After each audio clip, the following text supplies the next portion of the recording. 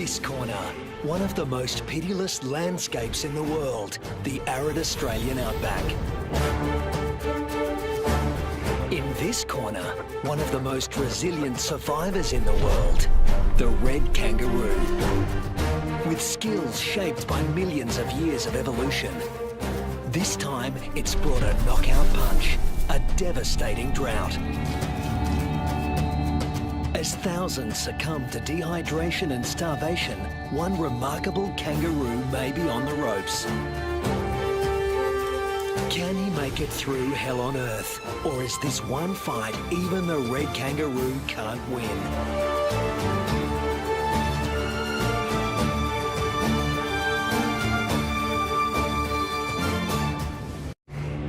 Australia, the oldest continent on the planet. Almost 3/4 of it looks like this.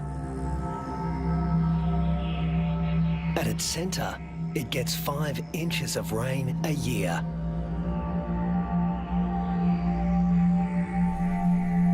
The mercury can hit 110 degrees Fahrenheit. But the hardest part for those who live here is the climate's unpredictable personality. This is a place where there are no true seasons, only moods. To make it here, you need to be able to roll with the punches and shift gears in a hurry. The acknowledged master of that art in the Australian outback is the red kangaroo, the largest marsupial in the world.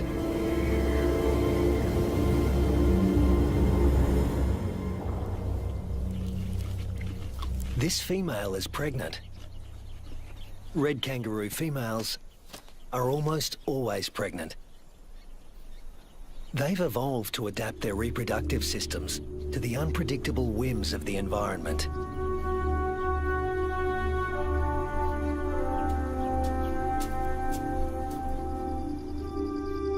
At any given moment, a female can have 3 offspring to care for, each at a different stage of development.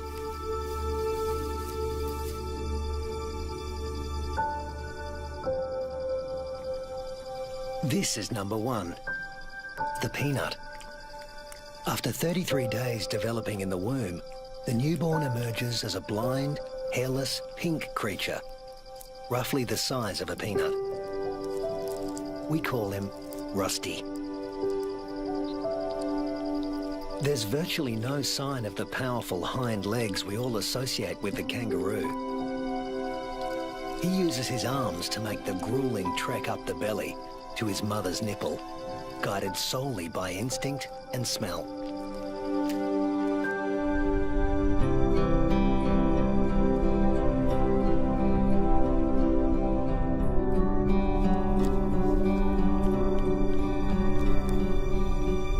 Almost immediately, the female goes into heat again, releasing hormones that stimulate ovulation.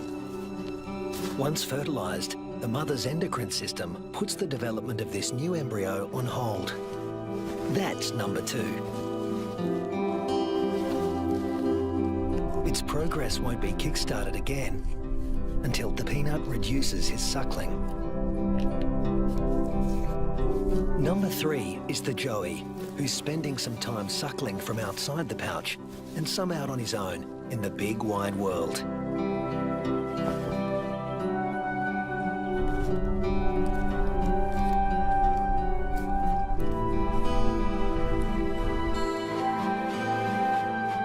The female is a living assembly line of young at various stages of development.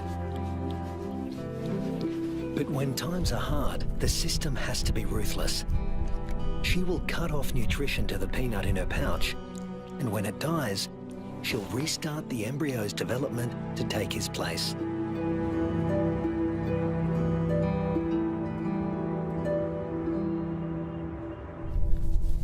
Rusty's developing nicely. He's beginning to resemble something like a baby kangaroo.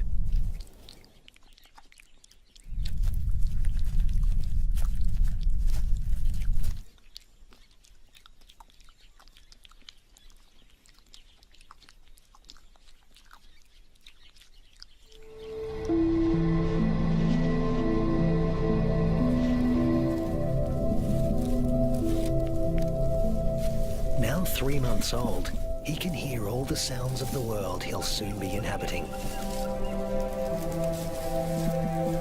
It's all so unfamiliar.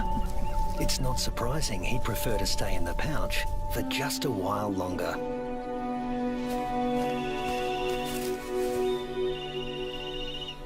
There's plenty of...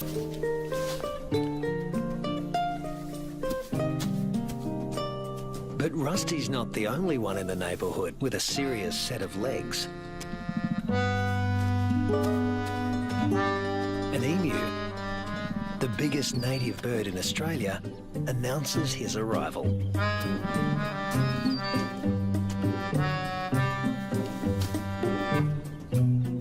His skirt of feathers absorbs 80% of solar radiation, leaving the skin underneath cool. And this dad needs a cool head. In the emu world, dads take on all parental responsibility. The chicks will be under his wing for 18 months. Not exactly the red kangaroo way. Males are pretty much deadbeat dads. They leave as soon as the young are conceived. Rusty also still relies on his mother for food and protection, so he tends to stay close. But apparently he's also got an independent streak. Maybe there's even more fun out there. Soon he leaves the rest of the mob and is in uncharted territory. Not a good place for a baby kangaroo to be.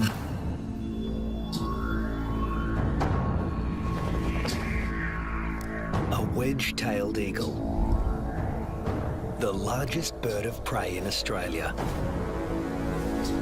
And it likes to take young kangaroos. Mum realises she doesn't know where Rusty is. But the eagle does.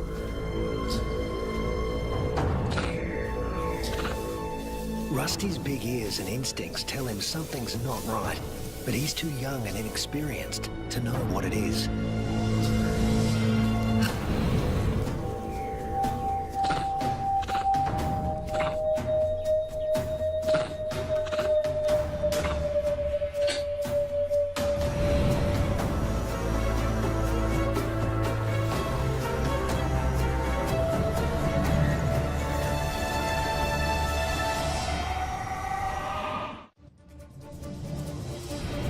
No sooner has Rusty left his mother's side than he's in trouble. With the bone-crushing power of her talons, the eagle could seize Rusty and drag him to his death. But suddenly, there's a flurry of panicked activity nearby. A rabbit is running for its life.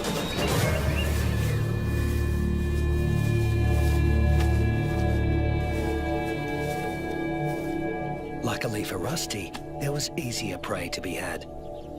This time,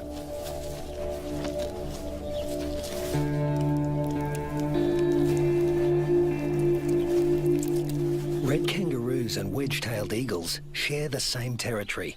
And when the eagle has a chick to feed, the hunting never stops.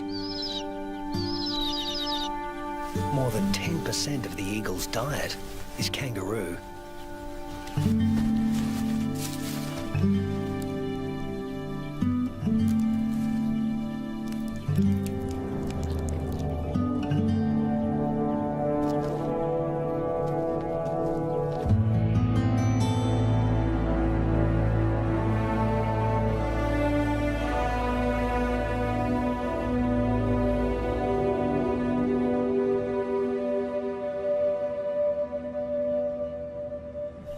Rusty is now 8 months old and a full-fledged joey, a juvenile that spends all his time outside the pouch.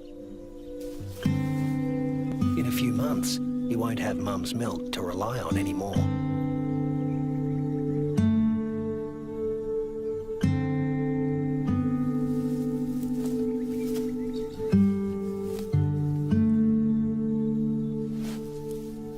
his mother will start tapering off his milk supply because there's another bun in the oven and it needs the nutrition. Mum's body now produces two totally different types of milk. A more dilute one for his tiny sister and a richer one for him. Each dispensed from its own nipple.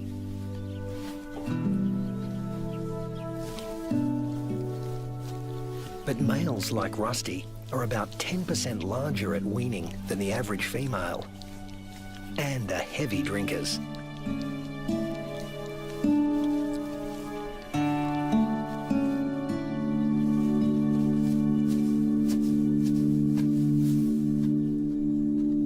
This is the kangaroo version of tough love.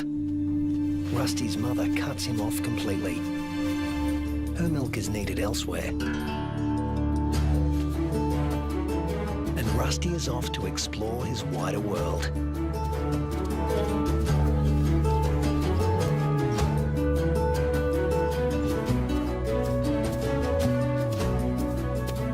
Before long, he happens on another group of kangaroos.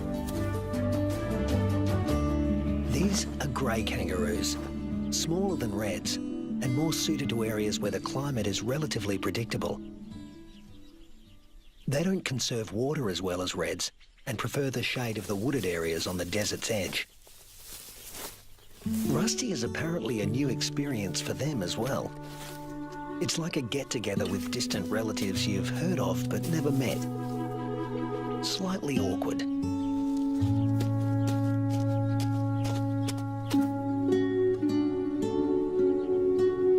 And here comes another branch of the family, wallaroos. Marsupials somewhere between red kangaroos and wallabies in size, who frequent the rocky outcrops looking for shade and water.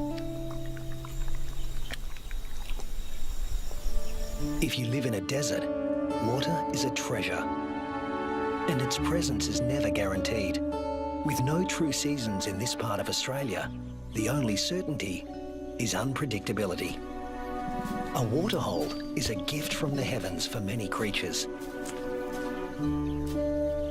Emus, reds and wallaroos all gather to drink. But the relentless sun is turning the mud around the waterhole into clay, laying traps for the unwary. Rusty is not driven by the same intense thirst as his grey cousins. Reds have a kind of super kidney, which concentrates their urine, so they hold on to more water. While the greys have to drink more regularly. Their thirst sometimes drives them to unwise decisions.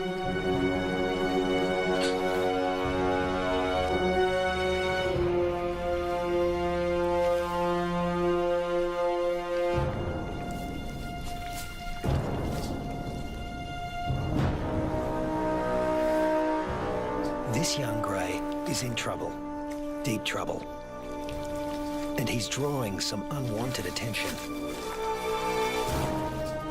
A dingo. Dingoes will gladly take a young kangaroo under any circumstances. A joey stuck in the mud and unable to flee, that's just too good to resist. The other kangaroos can't help him. His fate is sealed. Even at the tender age of 18 months, Rusty has the good sense to get out of Dodge in a hurry. Now he's on the road again, in search of a good meal. He's still an adolescent, and burning through energy at a faster rate than an adult.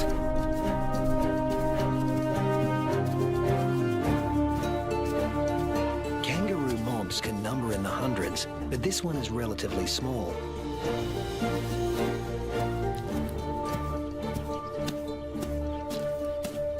And Rusty's appearance on the scene has caught another male's attention.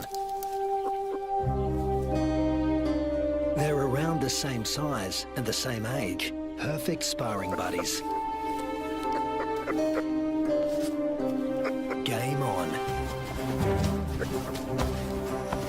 But this This isn't a life or death battle.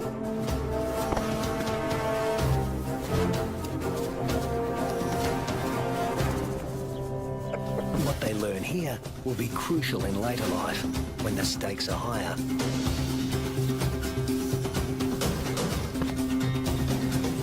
Long arms for wrestling win fights, and females want winners.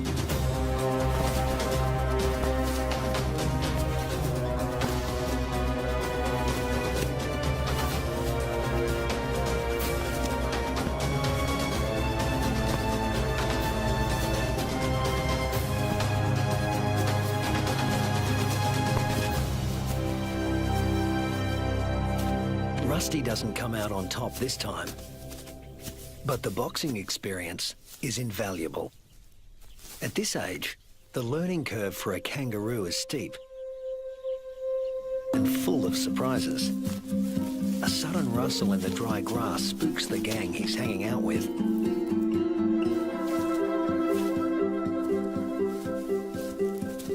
But Rusty's the curious type. A shingle-backed lizard, heavily armoured and with a thick tail that looks a lot like its head. Thus its other name, the two-headed skink.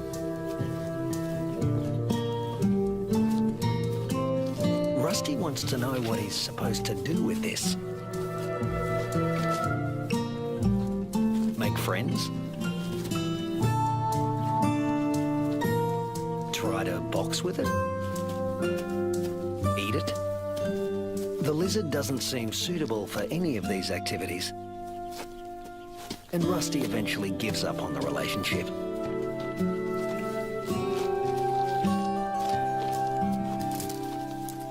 This part of the Central Australian outback has been hot and dry for weeks. The plants have been picked clean. When food sources dry up like this, red kangaroos are superbly adapted to survive. Still, even they can't live without water. But something is happening 100 miles away.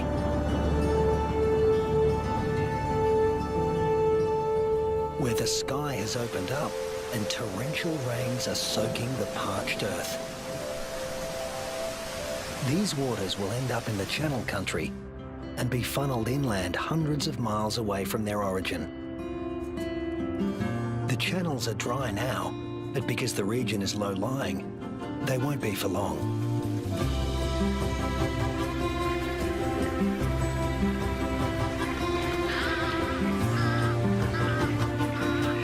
And what was once an arid wasteland begins to revive.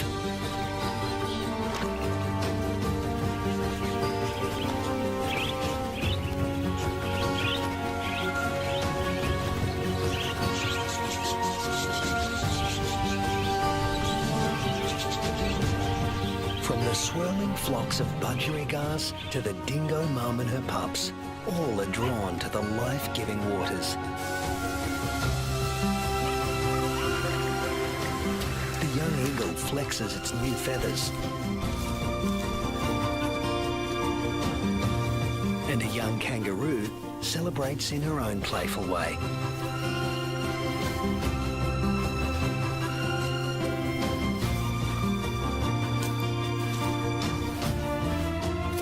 Emus are water guzzlers, and adults can drink up to 4 gallons a day. Like all emus, the chicks revel in a cooling bath.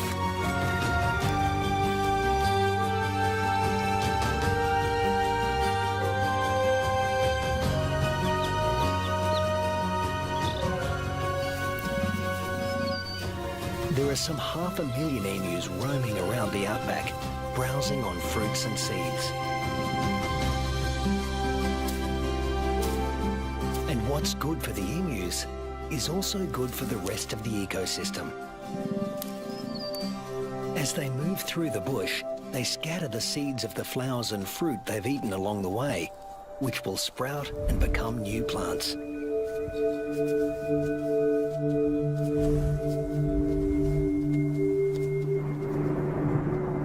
The weeks turn into months. Rusty Red kangaroos are built to get where they want to go. Unfortunately, sometimes, especially when they're inexperienced, they get someplace they really don't want to be.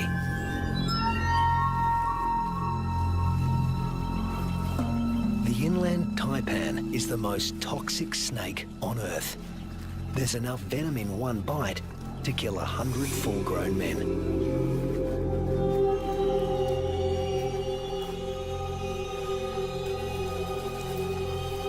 And it specialises in killing mammals. The Australian desert is the kingdom of the reptiles, but kangaroos know too well to leave all snakes alone.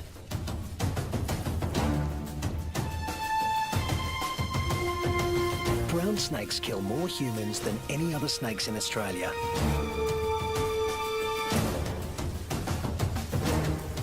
But it's not the biggest reptile in the neighbourhood. This is. The parenti, reaching 8 feet long, venomous and fast on its feet. A large parenti will eat a small kangaroo. But today, it's got its eye on an eastern brown snake.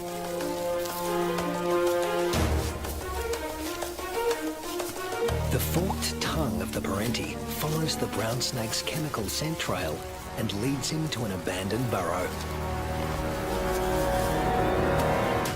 A burrow with only one entrance.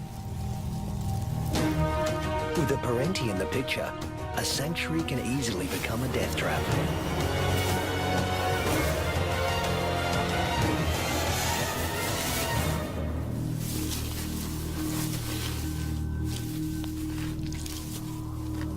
The body of one fearsome reptile disappears into the body of another.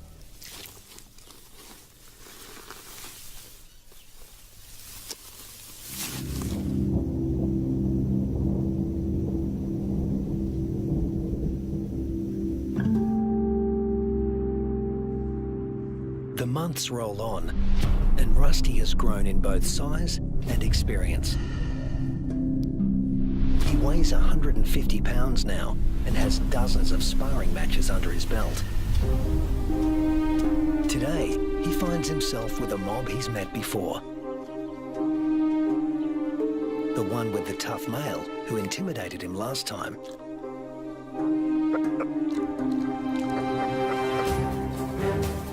But that was 5 years ago, and Rusty's not running away this time. Each tries to attack his rival's head. Each instinctively keeps his own head back out of range. Although highly ritualized, fights between dominant males can mean a future as king or a loner, depending on the outcome. Testicles can be retracted. Don't want those damaged. Rusty, with the darker fur, is putting up a good fight, but the alpha male is more experienced. The females don't care who wins, just so long as he's got good genes. But Rusty is younger than his opponent and in top fighting form.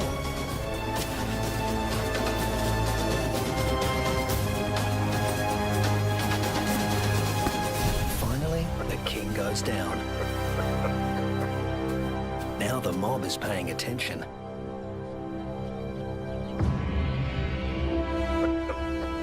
Rusty's the top male now, and to the victor go the spoils.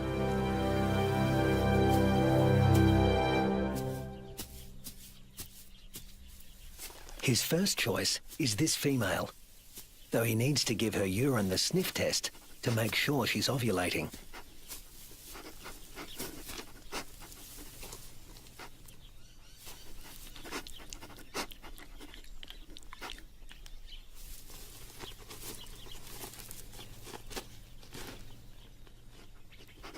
She's ready.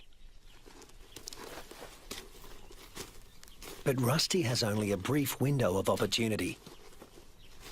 She may only be receptive for a matter of hours. Better get to it. Mating doesn't take long, or wouldn't if there were only one female to consider. But Rusty's got miles to go before he sleeps. He's King Kangaroo now, and in addition to regular mating duties, he'll have to fend off other young roos who'd like to knock him off his throne, just as he did his predecessor. But that's not all Rusty has to worry about. The temperature is soaring and the land is drying out. Evaporation is sucking the life out of everything, flora and fauna alike. You can never tell when the weather will change, only that it will. And that's the origin of some of the red kangaroo's most amazing adaptations. They're masters of heat regulation.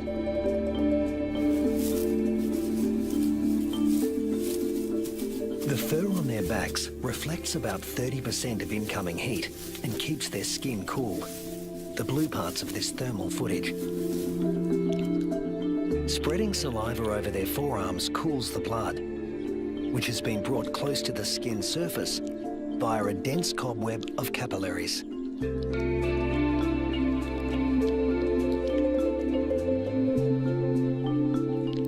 With temperatures simmering above 100 degrees for over a week, a third of the males have already become infertile. If these temperatures were to continue for 3 more months, the number would more than double. Reds defend their sperm by licking their scrotums to keep them cool. And in contrast to their battle strategy of retracting the scrotum, males let their testicles hang way down below their overheated trunks, keeping them about 7 degrees cooler than at their cores. The sand, even a few inches down, is cooler than at the surface.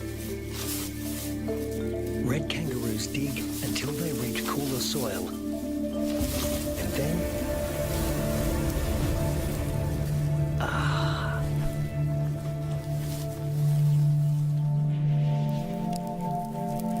It hasn't rained in months now. The dry, dead grass offers Rusty no nourishment. But then... Unfortunately, these are dry electrical storms. No rain will come from them. But something else will. Something worse than hunger.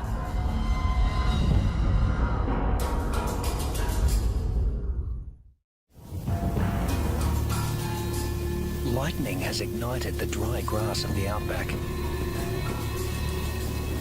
The kangaroos can easily outrun a grass fire. Almost 10% of arid Australia can burn like this in a single year. In a matter of hours, the fire consumes what little forage there is. Rusty has to move on. But there's really nowhere to go. Not this time.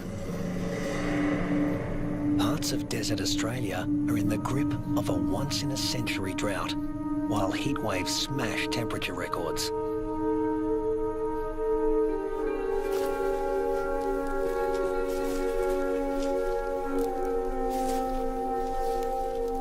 Nothing that lives here has ever experienced anything like it, Rusty included.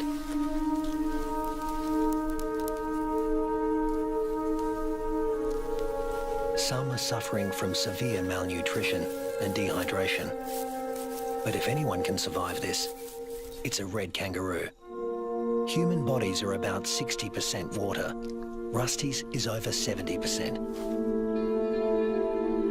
Even in a heat wave like this, he can survive levels of dehydration that would kill most humans.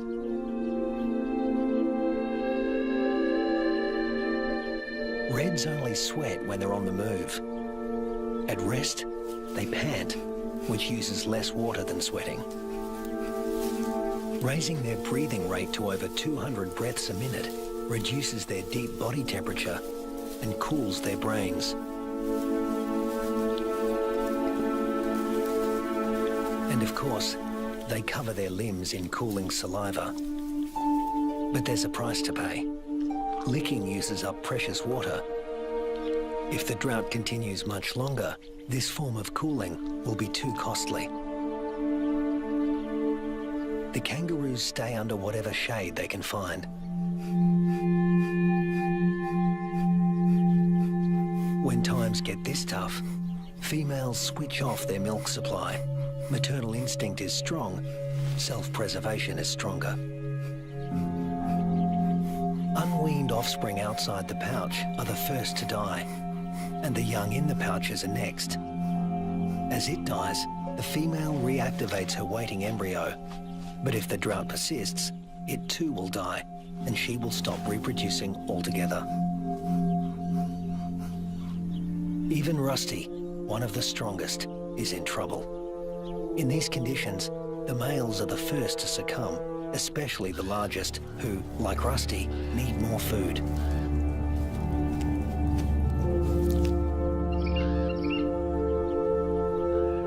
The demise of the red kangaroos is the wedge-tailed eagle's bounty.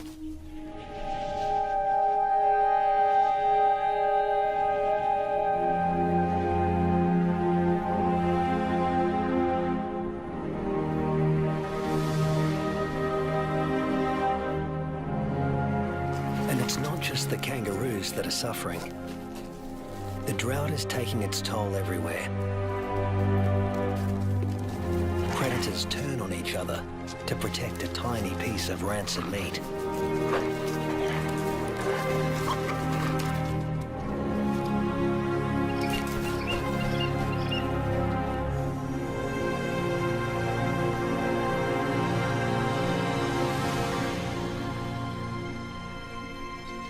This is the last remaining waterhole.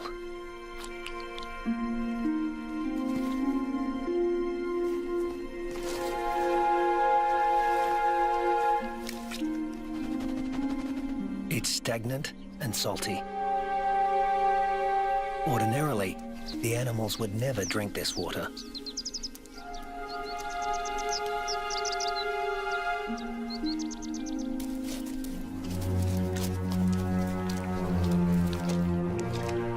But desperation drives them. The drought makes for uneasy bedfellows.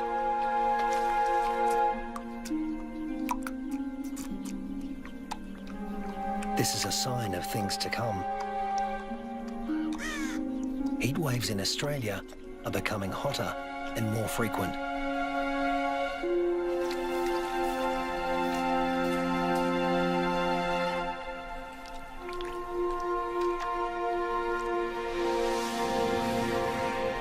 The intense dry heat continues and the casualties mount. Among them are many of Rusty's offspring. In some parts of these desolate lands, drought can kill 8 out of every 10 kangaroos.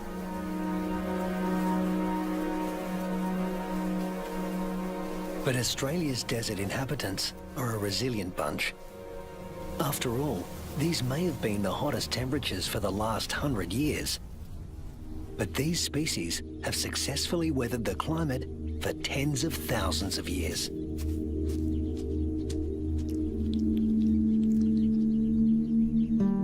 And Rusty is still here, conserving his energy and biding his time. A change is going to come. It always has. After 12 months of merciless drought, the landscape is dotted with the remains of those that couldn't hang on any longer. But in the Australian outback, all bad things come to an end. Eventually. Thunderclouds are gathering in the distance. Rusty seems to sense a change in the weather. Somewhere there is rain, and where there is water, there will also soon be food. He just has to get there.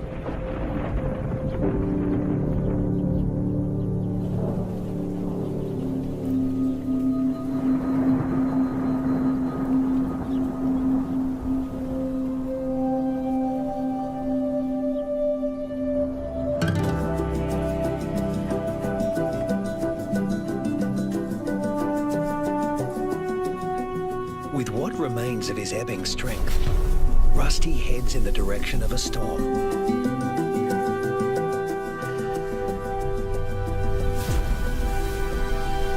As do the other red kangaroos that have made it this far.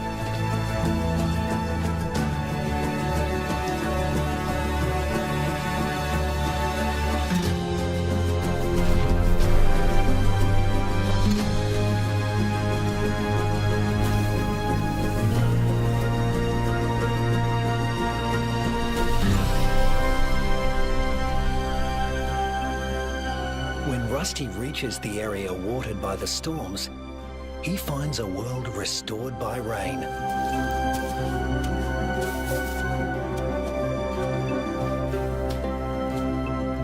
Plenty to eat, plenty to drink.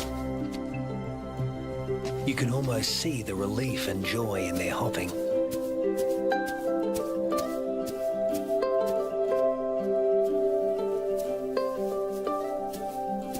They will stay here and take in the nourishment. In only a few weeks, males and females will have their health restored, and soon they'll be ready to reproduce once again.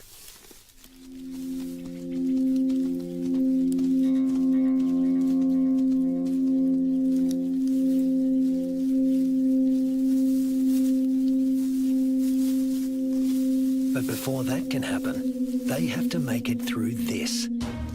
A pack of hungry dingoes.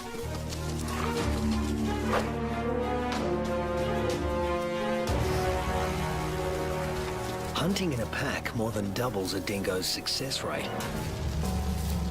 Normally, they go for the weakest kangaroos in the group. But a pack of this size can take down something bigger. Something like Rusty.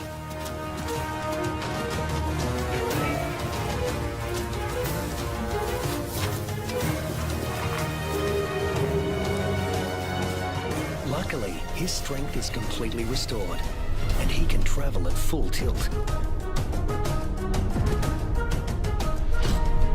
Rusty doesn't accelerate by bounding faster, but by bounding further. He lengthens his leaps, at times covering 25 feet in a single bound. Once he gets past 10 miles an hour, Rusty rockets along with little extra effort, while the dingo's forelegs need to move ever faster.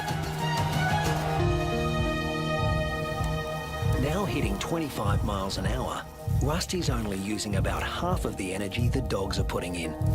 They have no chance of catching him.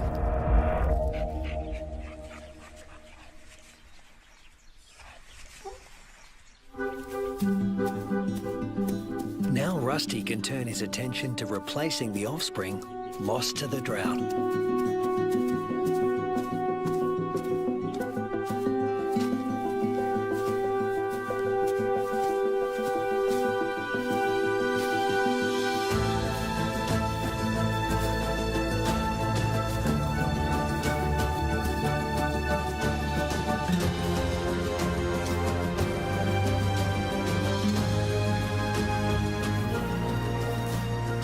At 200 pounds, powerful, and in the prime of life, there's no question that he's the dominant male of this gang.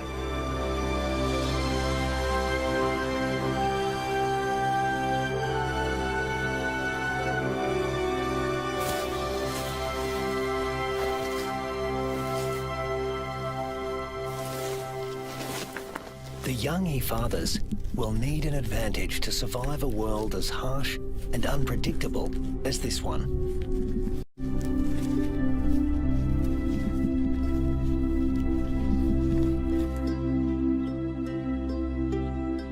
What greater advantage could there be than to begin life as the progeny of the undisputed king of the red kangaroo mob?